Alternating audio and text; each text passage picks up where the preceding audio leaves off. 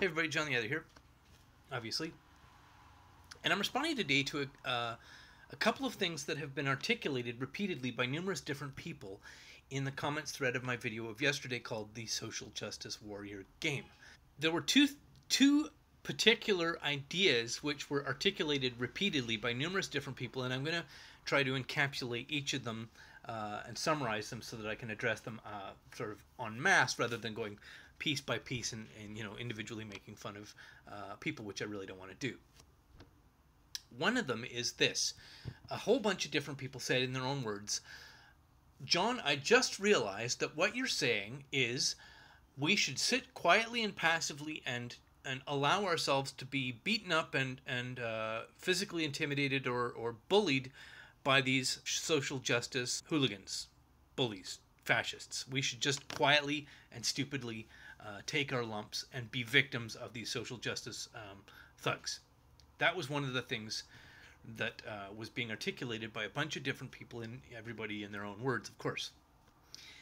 The other thing that was being articulated, and of course everybody said it in their own words, was, John, don't you realize that on the political right, the conservative side of the aisle, is the demographic where people are much more likely to be involved in, physical martial arts, physical fitness, more likely to own guns, much more likely to be proactive in engaging in physical self-defense, so that if it comes down to a shooting war between the left and the right in the absence of anybody's ability to speak freely, the political right is going to come out on top because they're the people who have most of the guns.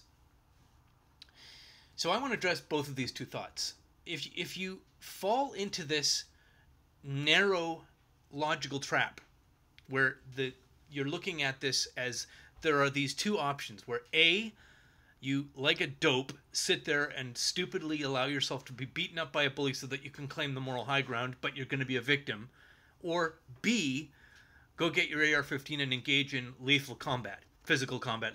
Let's get tough. If you fall into the trap of thinking that those are the two options, you're being played. You're being suckered. And it's the sucker's game, the SJW game.